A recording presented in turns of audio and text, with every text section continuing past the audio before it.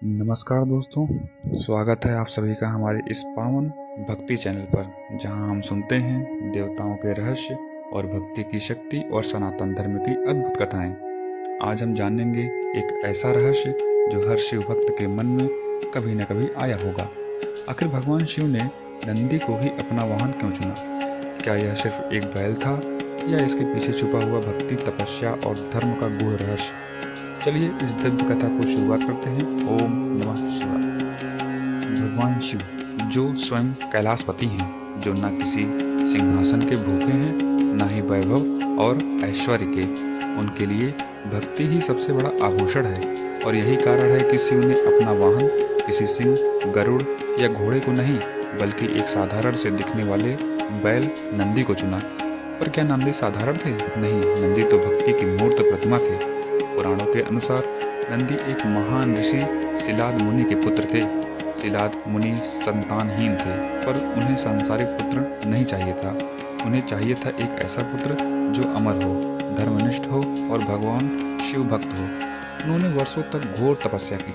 उनकी तपस्या से प्रसन्न होकर स्वयं भगवान शिव प्रकट हुए और वरदान दिया, हे मुनि, तुम्हें ऐसा पुत्र मिलेगा जो मेरा परम भक्त होगा और साक्षात मेरा ही अंश होगा।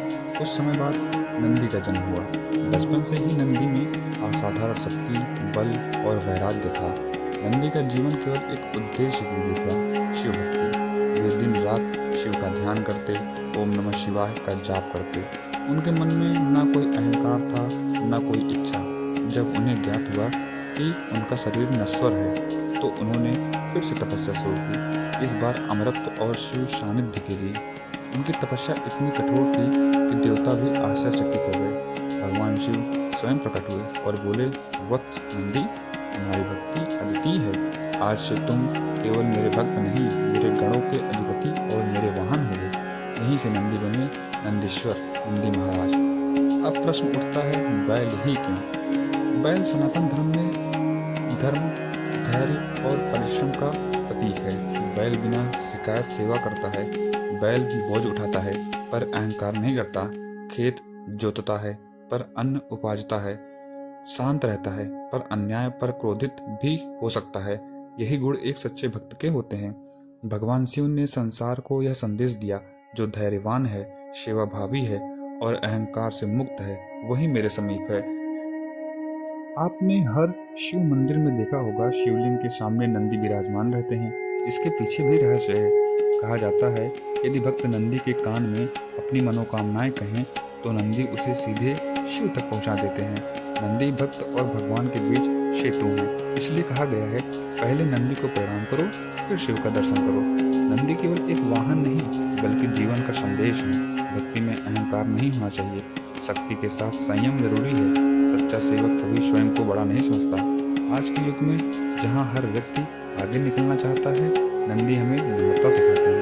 शिव और नंदी का संबंध स्वामी सेवक का नहीं, बल्कि भक्त और विश्वास का है। शिव कभी नंदी को आदेश नहीं देते, नंदी स्वयं समझ जाते हैं। यही सच्ची भक्ति है, जहाँ शब्दों की जरूरत नहीं पड़ती है।